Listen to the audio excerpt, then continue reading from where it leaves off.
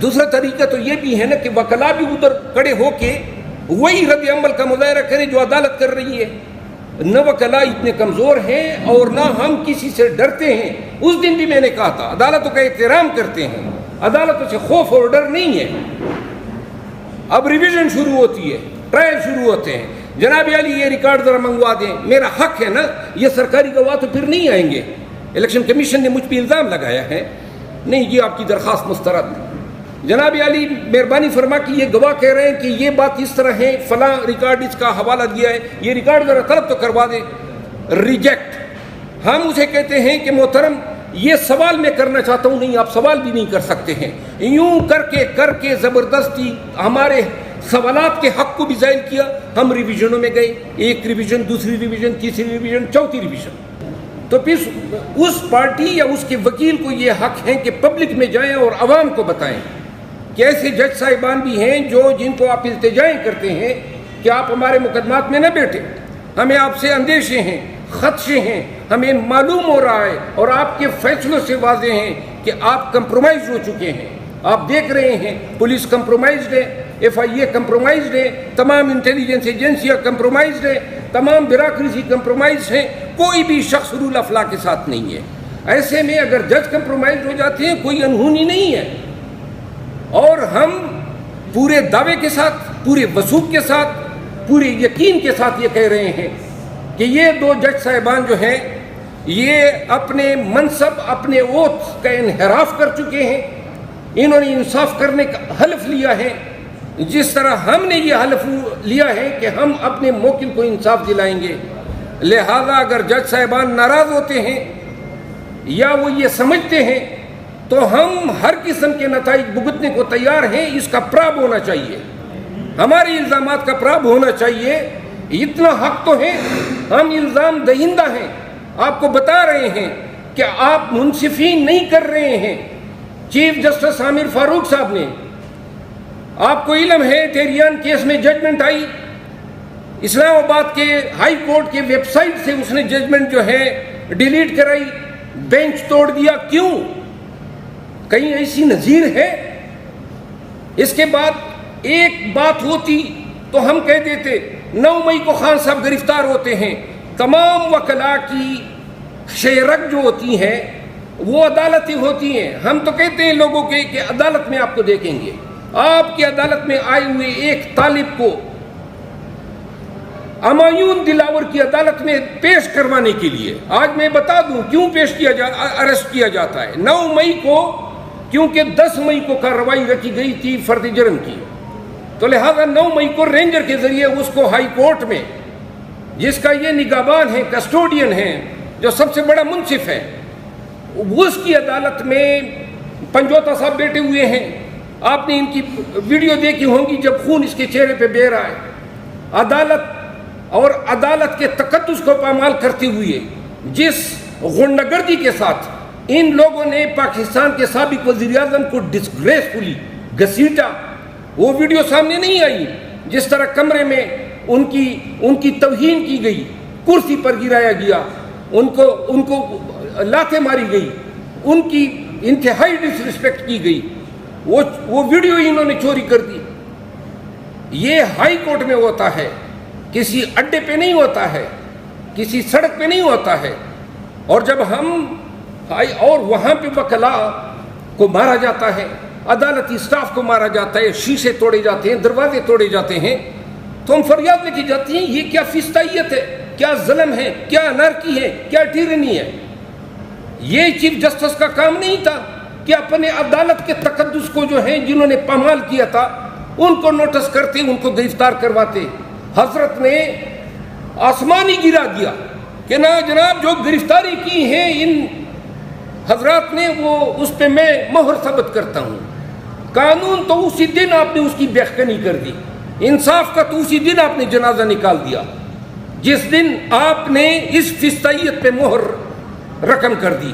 اسی دن آپ نے اپنے آپ کو ایکسپوز کر دیا, اسی دن آپ نے اپنے حلف کی پامالی کی, اسی دن آپ نے بتا دیا کہ جج بھی کمپرومائز ہوتے ہیں. اور پھر جب انہوں نے یہ کیا شوشہ کے لیے, ڈرامے بازی کے لیے, آئی جی کو ابھی 10 منٹ میں طلب کر لیں, 1 گھنٹے میں طلب کر لیں, کدھر گئی وہ تبیین عدالت اور جو حکم کیا تھا کہ اس کی FIR ہم درج کریں گے؟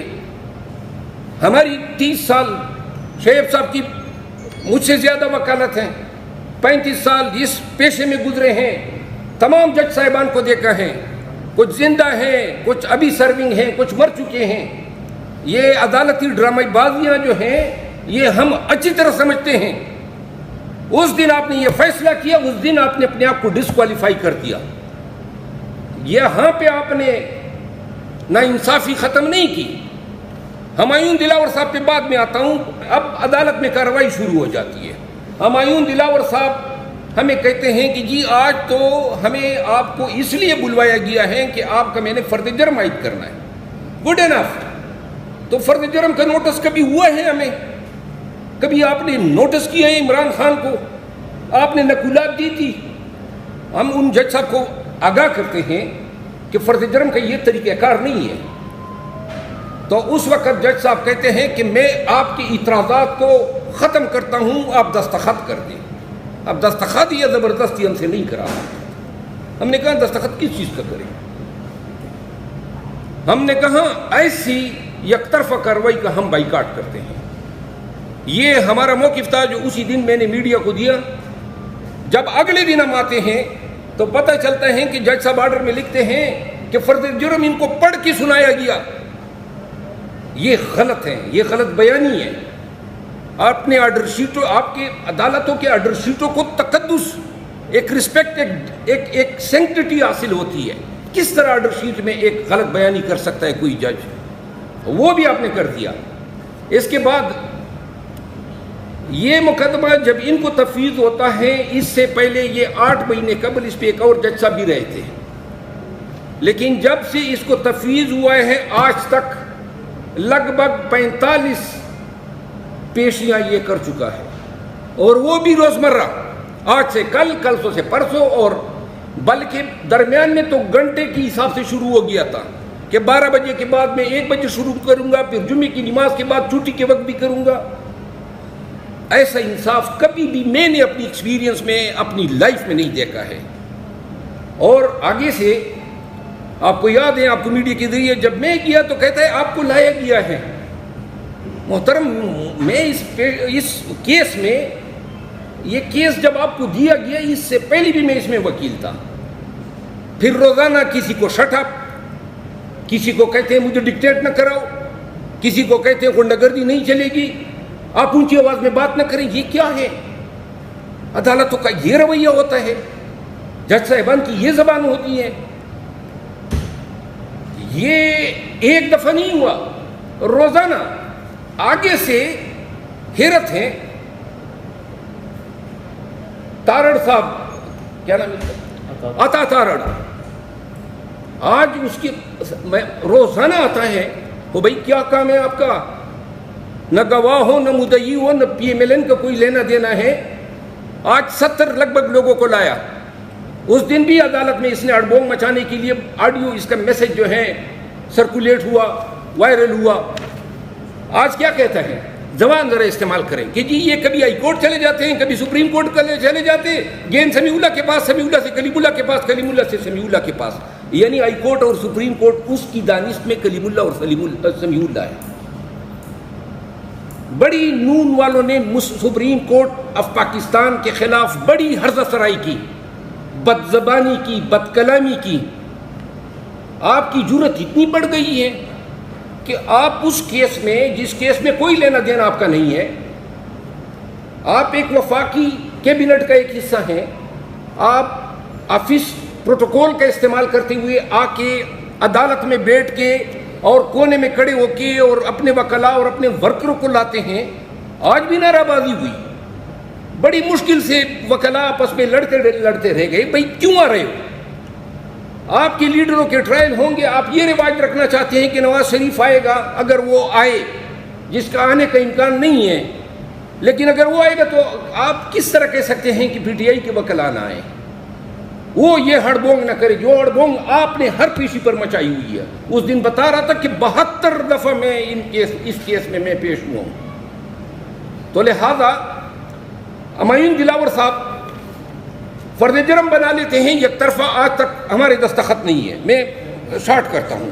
کہتے ہیں عامر فاروق صاحب اور معین دلاور صاحب کہ عمران خان کو سزا ہو جائے، تو یہ نام نہاد ٹرائل کیوں کر رہے ہو؟ نام نہاد آپ ویسی حاکم ہیں، ہم 10 بس تک کھڑے ہو جائیں گے نا. آپ ڈال دیں ہتھکڑیاں، بتا دیں کہ جی ہم نے توشہ خانے میں یہ سزا دے دی ہے. یہ انصاف ہے، یہ انصاف کی توہین ہے، یہ ٹرائل کی توہین ہے. ہم بحیثیت وکیل اور خان کی لیگل ٹیم کے کسی بھی صورت میں اس عدالتی فیصدیت کی اجازت نہیں دے سکتے.